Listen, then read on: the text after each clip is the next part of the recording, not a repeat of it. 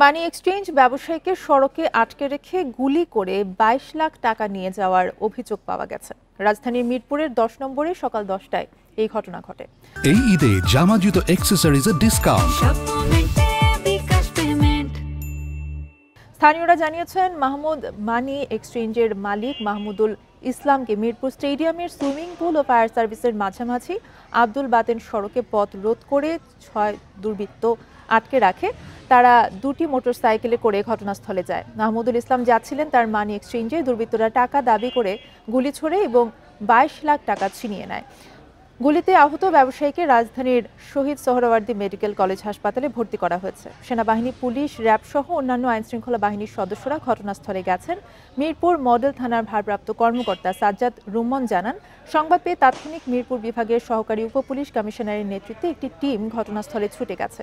জড়িত অপরাধীদের গ্রেফতারের চেষ্টা চলছে।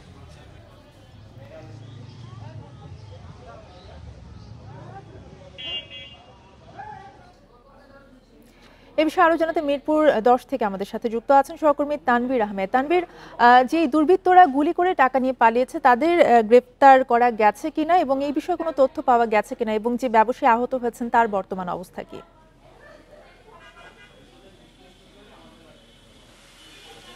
জি, এই মুহূর্তে আমি আছি রাজধানীর মিরপুর ১০ নম্বর গোলচত্বর থেকে ঠিক ১০০ মিটার পশ্চিমে আব্দুল বাতেন সড়কের সামনে, এবং এই সড়কেই কিন্তু আজ ঠিক সকাল ১০টায় এক আকস্মিক ছিনতাইয়ের ঘটনা ঘটে। এবং আমরা জানতে পারি যে ষাটোর্ধ্ব এক ব্যক্তি, যার নাম হচ্ছে মাহমুদুর রহমান, যিনি হচ্ছে মাহমুদুর মানি এক্সচেঞ্জের মালিক, তিনি কিন্তু আজ সকালে একটি ব্যাগে ২২ লক্ষ টাকা নিয়ে মিরপুর ১০ মাহমুদ মানি এক্সচেঞ্জ অফিসে যাচ্ছিলেন। এবং যাওয়ার পথে কিন্তু ৬ থেকে ৭ জন দুর্বৃত্ত তার পথ রোধ করে দাঁড়ায় এবং পথ রোধ করে তার যে টাকা ভর্তি যে ব্যাগটি ছিল এই ব্যাগটি কিন্তু ছিনিয়ে নেওয়ার চেষ্টা করে। এবং ছিনিয়ে নেওয়ার সময় কিন্তু তিনি একাধিকবার বাধা দেয়, এবং এই বাধা দেওয়ার কারণেই কিন্তু দুর্বৃত্তদের একজন তাকে তার কোমরে গুলি করে এবং গুলি করে কিন্তু এই টাকার ব্যাগটি ছিনিয়ে নেয়। এবং এলাকাবাসী তাৎক্ষণিক উপস্থিত হয়ে তাকে একটি স্থানীয় হাসপাতালে নিয়ে যায়, এবং এই হাসপাতালে নিয়ে যাওয়ার পরে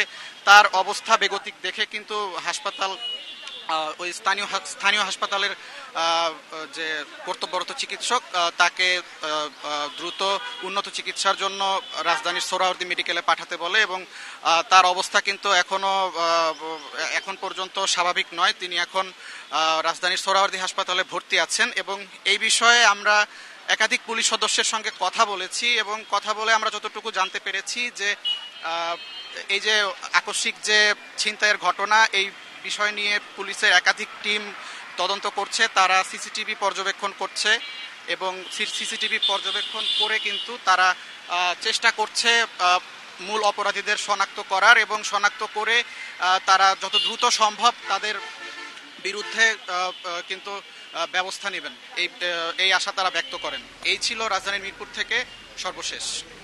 তানভীর আহমেদ জানাচ্ছিলেন মিরপুর ১০ থেকে।